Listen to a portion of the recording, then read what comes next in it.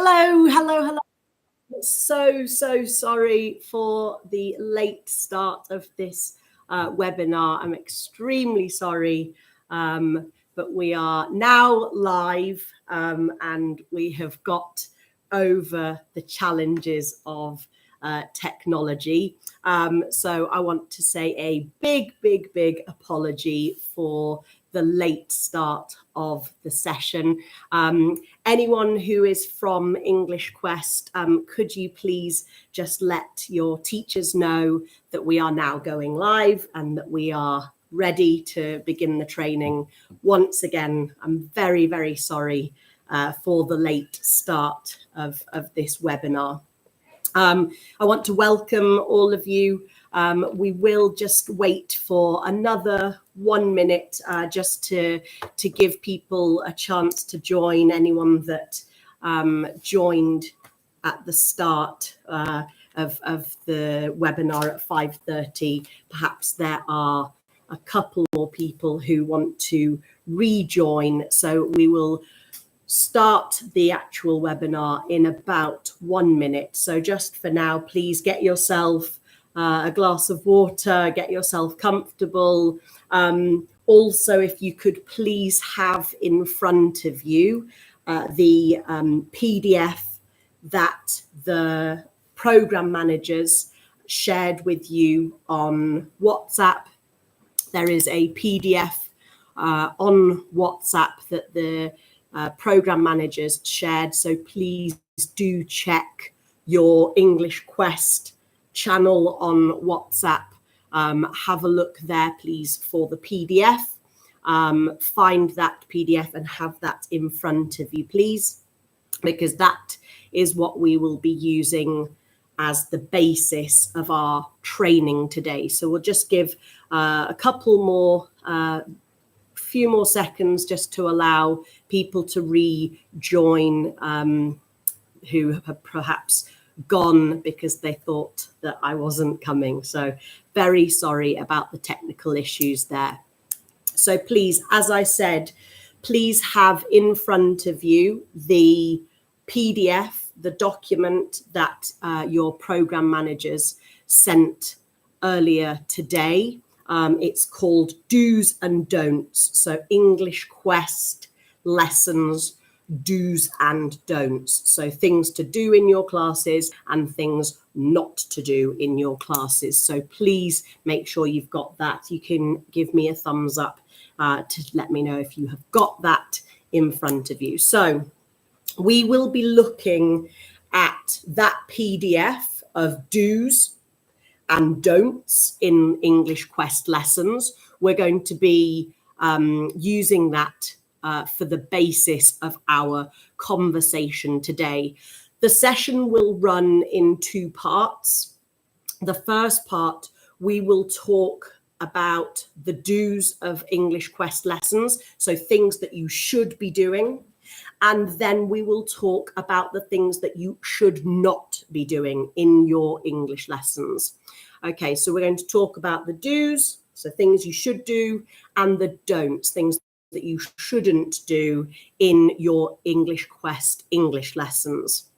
And then at the end, you'll see that the chat is disabled for now. And then towards the end, we will enable the chat so that you can ask me any questions. I can clear any doubts that you might have about anything that we've talked about in the training, but also if you have further doubts about anything with your English Quest classes, or you can ask me some other questions about English Quest or teaching.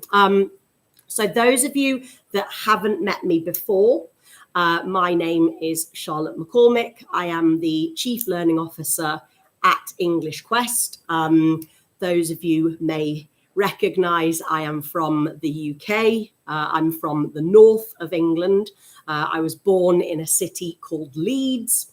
And so I have been in education for over 15 years. I started as an English teacher, and then I ran a high school in central London for a number of years. And then I joined English Quest as the Chief Learning Officer. So also in the second part of the conversation today, if you want to ask me some questions about teaching or teaching in the UK, please feel free to ask me anything that piques your interest or your curiosity. So let's begin then. So I wanted to start by saying a very, very big thank you to all of you for being here. I know, having been a teacher myself, I know how incredibly busy all of you are. And I think it's really, really commendable and admirable that you have given up your time to come and join this session. It really shows your commitment to learning and your commitment to your students. And we thank you wholeheartedly for your commitment. I also want to say a huge thank you for partnering with English Quest, for putting your trust in us to bring really fantastic English lessons to your students. So in the month of October, our program managers across the country have been observing your lessons. I know that many of you are in exam mode at the moment, and I know some of you have the holidays that are approaching. So again, thank you. I know it's a very busy time in schools. But over the month of October, we've been observing a lot of your lessons. We've been into hundreds of classrooms across India, seeing all of you incredible teachers delivering fantastic English Quest lessons. And so what I've done is I have taken from the program managers the things that they have seen in your classrooms, the things that they've seen in your English lessons. And what I've focused on is the things that you have done brilliantly and what I want you to continue to do. And then also some of the things that we've observed you doing that we want you to stop doing. So what we're going to do is first, let's talk about the do's. So what are you doing in your classrooms at the moment that we think are really fantastic? So if you open that PDF that your program manager has sent you, if you don't have it, don't worry, it's fine, because I'm going to explain everything in this session anyway.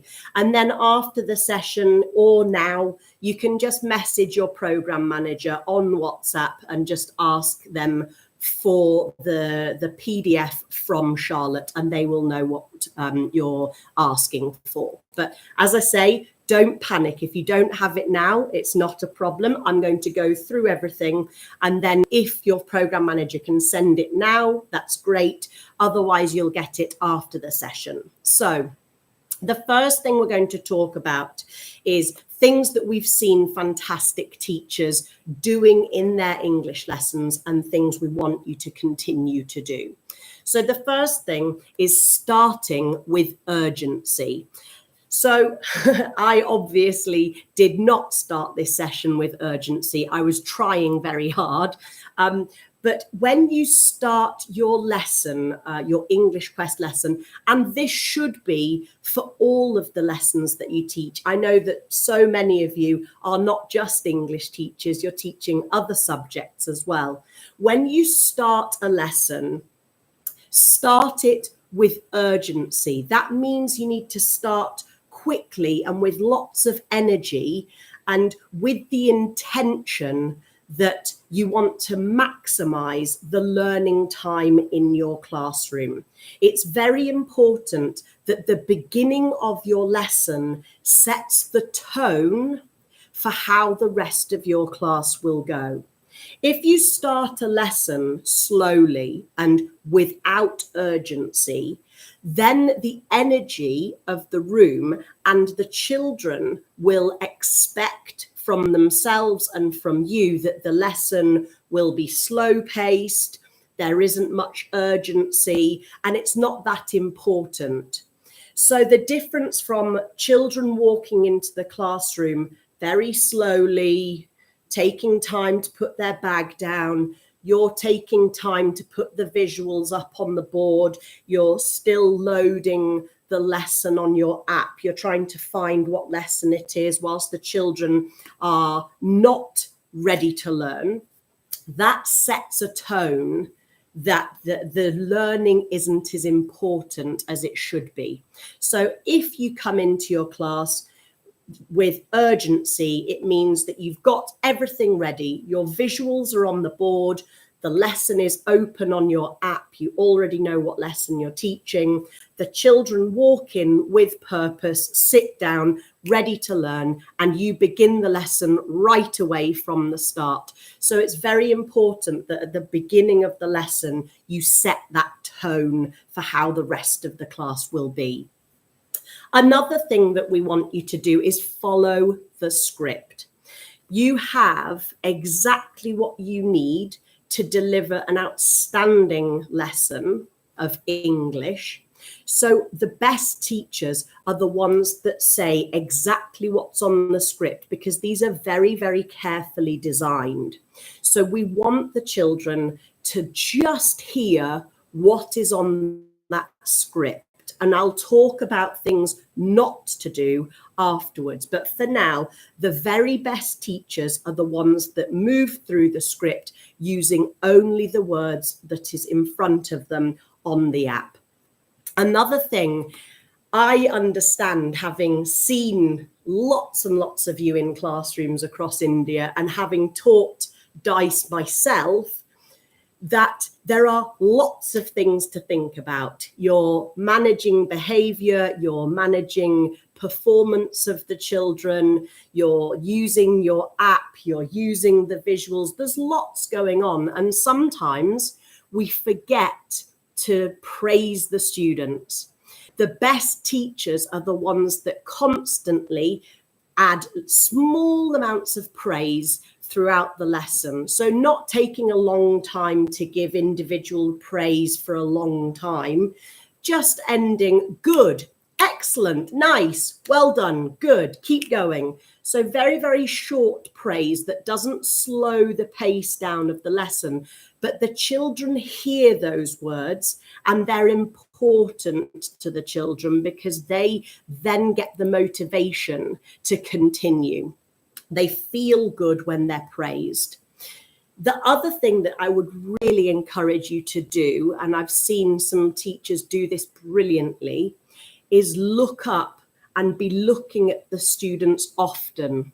So I know that you're reading your script here, but as much as possible, try to make that eye contact with your students throughout the lesson, because although you may not see everything in the classroom, and because you're busy with the script and the visuals, you may not see everything that goes on in the classroom. However, the students will get that feeling that you're watching them. And so they won't be encouraged to look out of the window, put their head down, not respond, talk to their friend.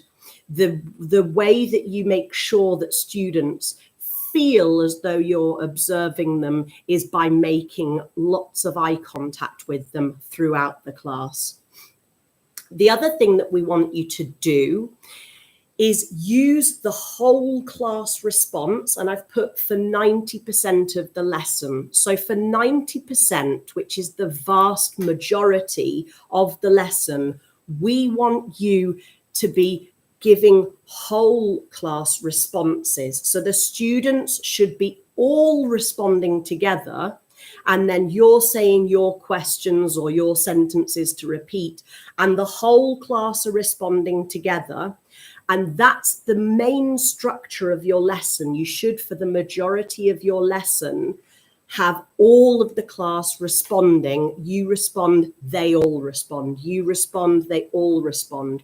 When you do that, it means that the momentum and the energy of the class, it stays really high, and the momentum is built.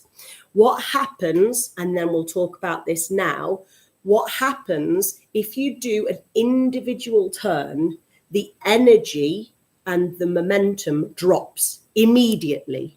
So you'll be doing whole class responses for the entire lesson. The moment you decide to choose one student to respond, that precise moment, and you'll all have felt it very keenly in your lessons, the minute you do that, the energy is here after the whole class response, and then bam, it drops. The energy, the volume, the pace, the momentum, everything drops.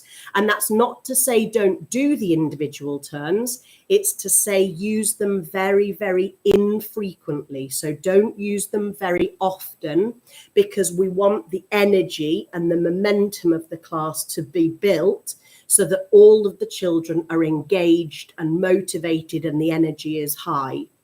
So really important with the whole class responding, make sure that we're doing that for the majority of the lesson. Now, when we do go on to cold calling, and we've seen this done brilliantly in classrooms, make sure it is unpredictable.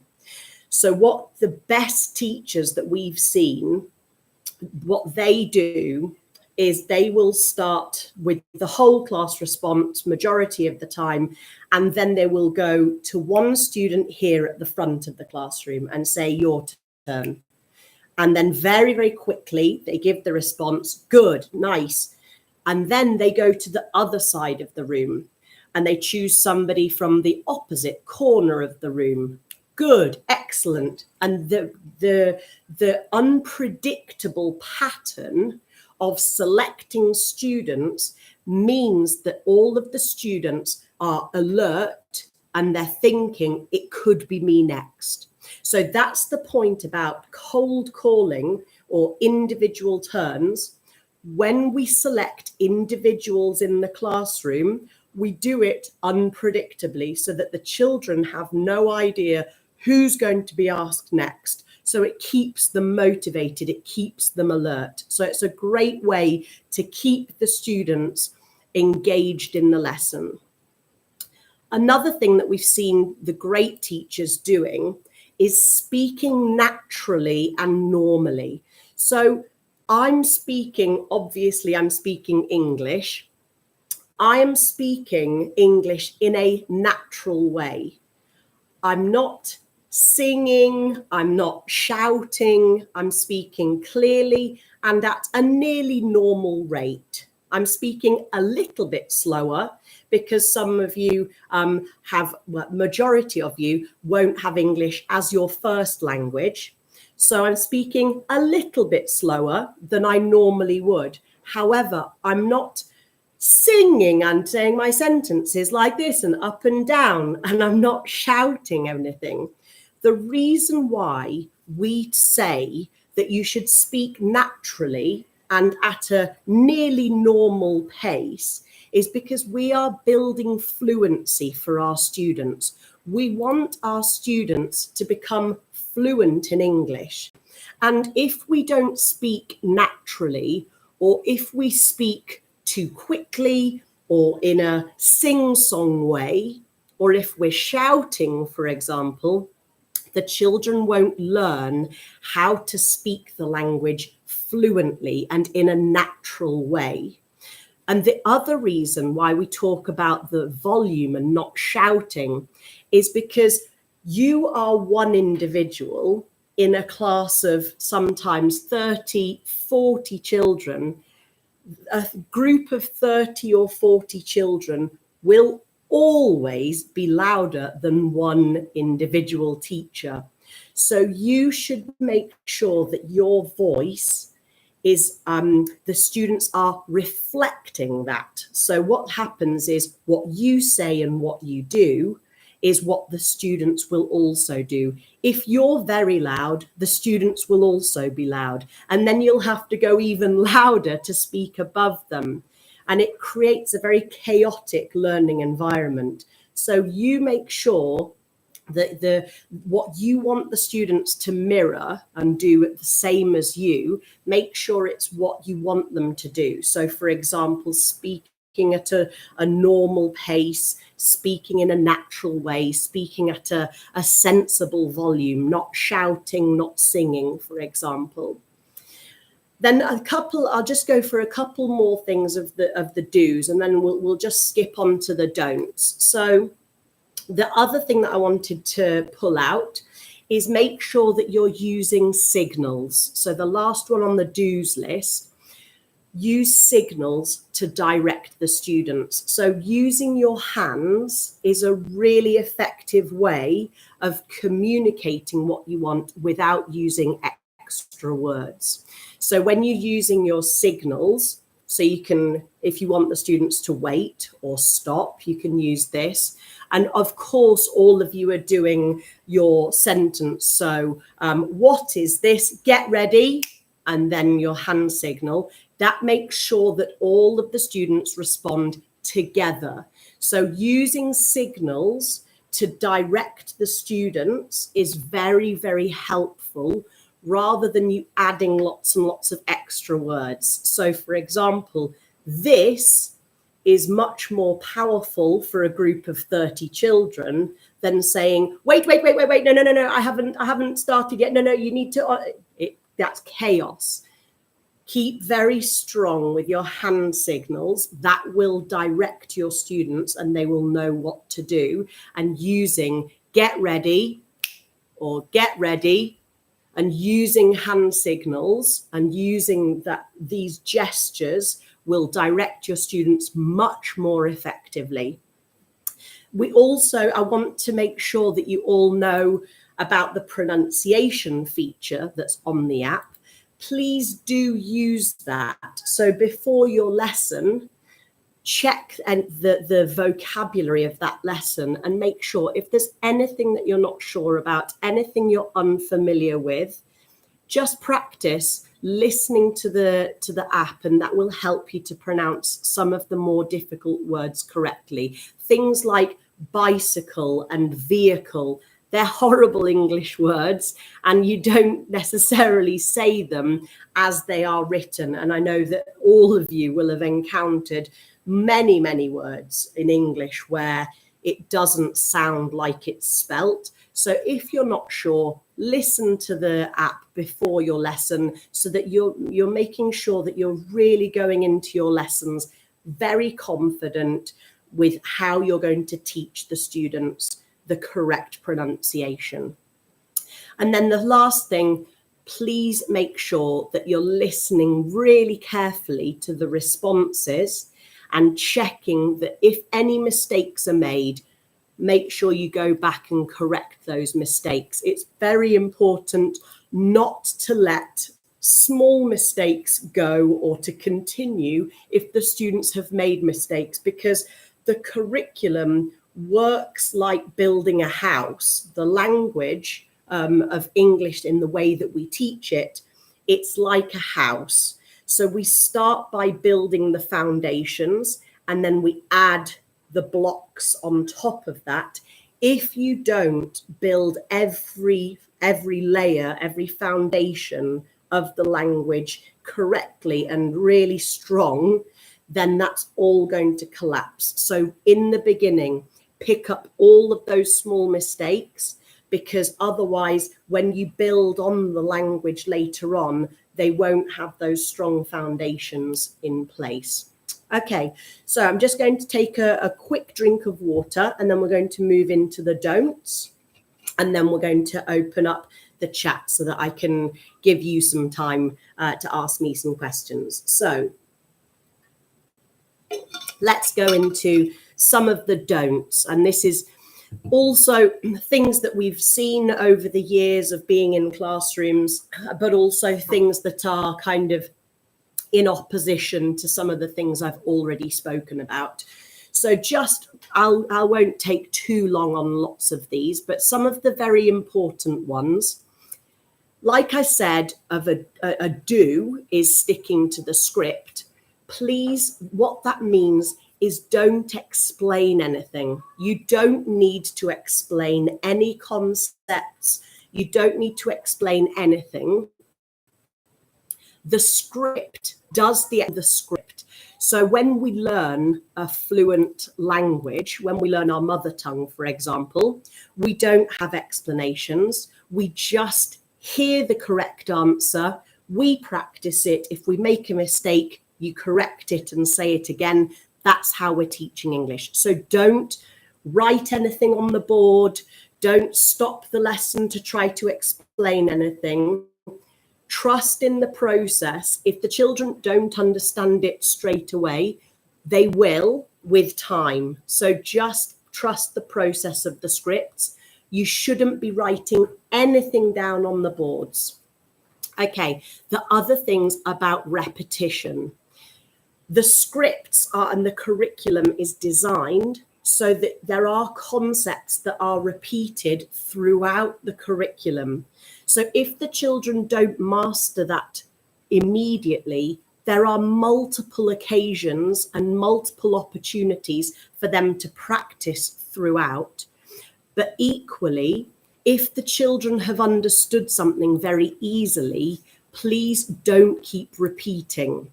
So you don't need to repeat exercises that the children are already confident on. So I've seen some teachers thinking that they need to repeat lessons because they might not have done the lesson for about 3 days. Don't do that. Don't repeat any lesson. Complete one lesson, move on to the next one. Complete that lesson, move on to the next one. Please don't repeat any lessons. There's no need, because the content will be repeated throughout the curriculum.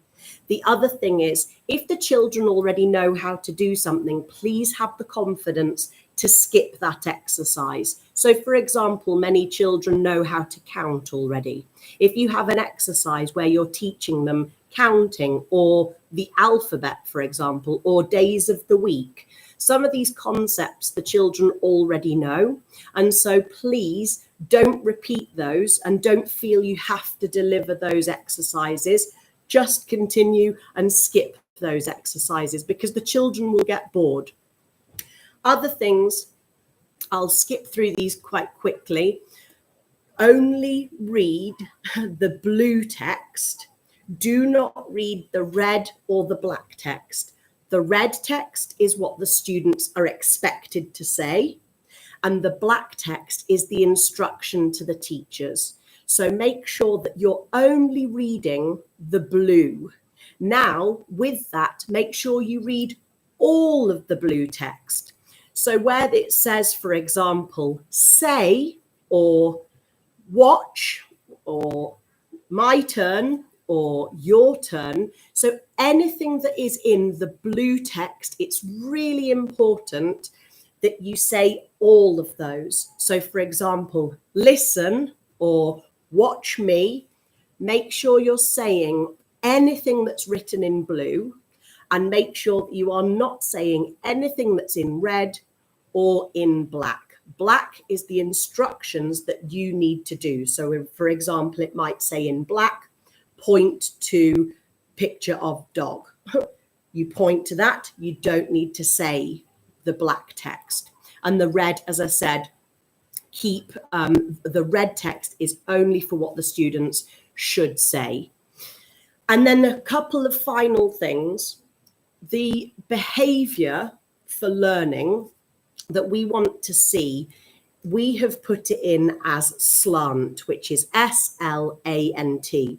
And you'll see we have a slide at the beginning of each lesson that says SLANT.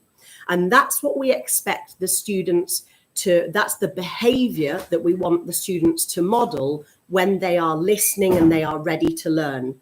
Please don't spend a long time on this slide. You should go through this very, very quickly at the beginning of the lesson. So sit up and just say, right, everybody sit up. Good. Listen, and you can point to your ears. So everyone listening. Yes. Ask and answer questions. Nod your head to show you understand, and track the speaker. Okay, are we ready? Let's go. And so it really shouldn't take more than 1 minute maximum. And remember what I said at the beginning of the session. starting with urgency, it begins with that slide. That slide will give the students an indication about how much energy and how much importance there is on this lesson. So just a few seconds on each one. Everybody ready? Let's go. And then the last thing, we've already talked about individual terms. The other thing I wanted to talk about was teaching. Make sure you don't start teaching without reading the lesson first. So take a look at the lesson script before you start the lesson, perhaps the night before or in the morning before you start teaching. Read through the lesson to make sure that you know what's coming up. I don't want you to get into a lesson and not know what is in the lesson, what you might need, because sometimes you might need a pen or a book or a chair. So have a look at what you're expected to teach to make sure that there aren't any surprises and to make sure that you're fully prepared for that lesson.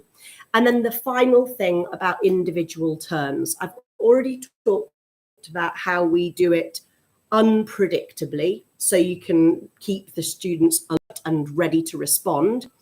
Another thing with individual terms, I understand that it might be customary or manners for students to stand up if they're spoken to individually, but please don't bring the students to the front of the classroom because it will take far too much time and the energy will drop and the students will stop listening and they'll stop learning. So if you want to, or if you have to, if that's the school policy, if the students must stand up when you ask them a question, please just have them stand up in their seat and then quickly sit back down, move to the next one. We don't want students walking because that becomes learning time that's lost in those lessons. Okay, I'm now going to call upon my colleague Mohan. I'm hoping that lovely Mohan is there. He's going to enable the chat.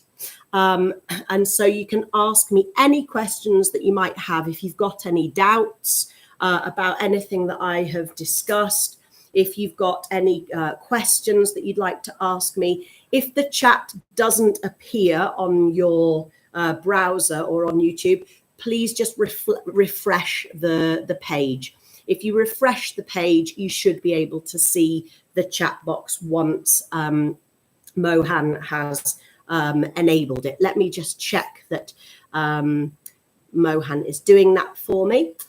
And then you can think of any questions that you might want to ask. Okay, so you can refresh your page, refresh the screen if you can't see the chat. If you can see the chat, then please do ask me any questions that you've got. You can ask me about English classes, anything that I've discussed in this session, anything that you might want to know. You can ask me about England. You can ask me about anything that is relevant. You can also tell me where you are. So tell me where you are watching from. Are you in Hyderabad? Are you in Mumbai, Chennai?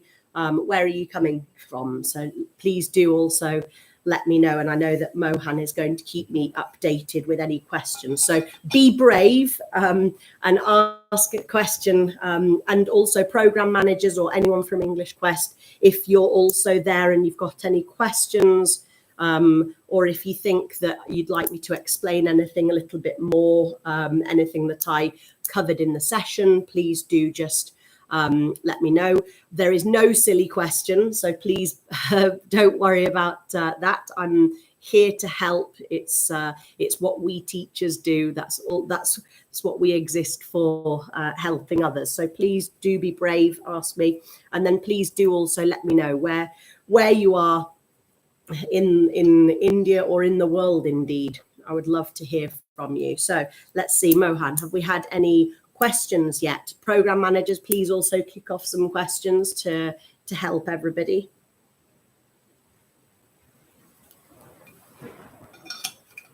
Any questions at all?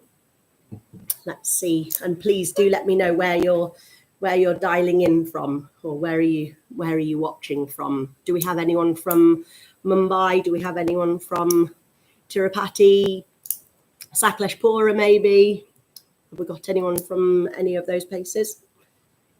Okay, I'll give you another minute or so, and then I will let you wonderful people get back to your very busy lives. I know that you'll have I'm sure you've got lots of marking to do with it being exam season. I know program managers are very, very busy with assessments at the moment. So I notice the poor students have got lots and lots of assessments and exams at the moment. Okay, I'll just leave it one more minute, and then I will leave you all to it. So please do, if you want to share with me where you're watching from, I would love to hear. And if not, I shall call the session to a close. Well, thank you very, very much indeed. Mohan, I just want to do a quick check with you, make sure that there isn't anything that I've missed. Okay, well, thank you so, so much to all of you for coming and for giving up your time. I really, really appreciate it. As I said, we are so lucky and so privileged to be working with you. We are, oh, nice. Thank you so much. Good evening, ma'am. Chandi Maduribai. I'm sorry if I've completely made a mess of that. But thank you so much for being here. I hope you have a wonderful, wonderful evening, and we shall send out details of the next session in the next couple of weeks. And obviously the document that I was referring to today, the PDF of the do's and don'ts of English Quest classes, please, if you haven't got it, ask your program manager for it. If you do, then please refer to that to help you with your English Quest classes. Thank you so, so much to everybody, and enjoy your evening. Thank you. Take care. See you next time.